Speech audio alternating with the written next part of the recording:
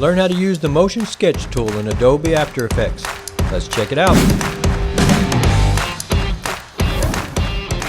Okay, here we are in After Effects, and what we're going to work with today is the motion sketch tool. And basically what it does, it's a tool inside After Effects that will automatically capture keyframes and capture the motion of your mouse movements.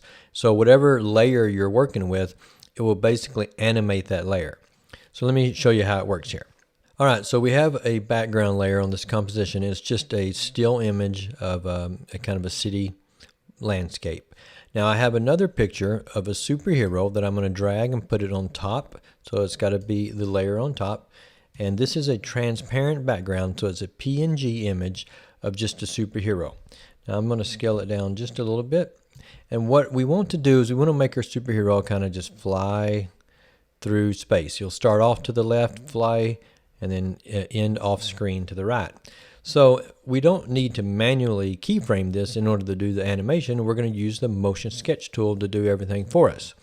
So if you go to Window and then scroll down until you see Motion Sketch, and then just click there, and it's going to open up that panel in the bottom right.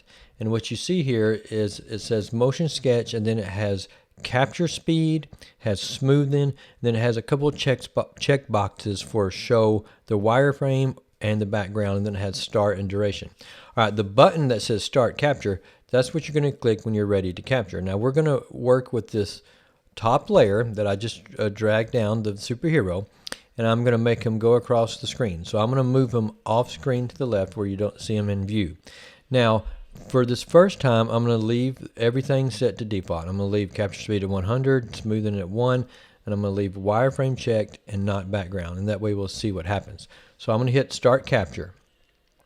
As soon as you hit start capture, your mouse turns into kind of this plus icon, and that means you're ready to go. And as soon as you start moving, it's going to start capturing. So I'm going to click and drag. You see how it turns to a black screen, and now there's all those keyframes that it's entering automatically. And then I'm going to let go of my mouse. All right, so as soon as I let go, you can see all the keyframes that it did. So now if we was to play, you'll see there goes the superhero going across the sky from left to right. All right, now look at the very bottom down here of my layers. And if you want to see the keyframes, the keyboard shortcut is U. So if I hit U, it's going to show all the keyframes. So there's all the keyframes that it entered for us. Now, it's not very smooth.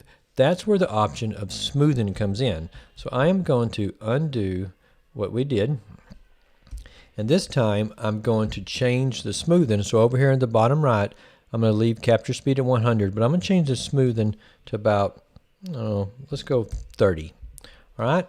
And this time, instead of the wireframe, all that is it's the bounding box around your layer.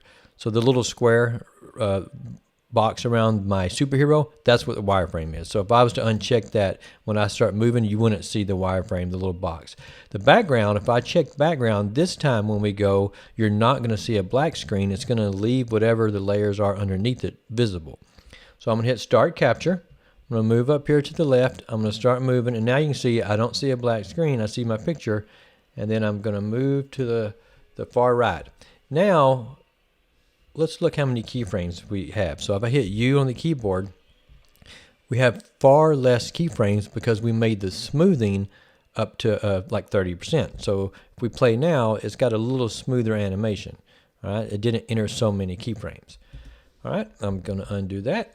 Now, the capture speed, what that does is basically it's how much it captures your mouse movements. All right, 100% means if I move my mouse real fast, it's going to kind of mimic exactly how fast I move my mouse. If I move it slow, it's going to capture it real slow.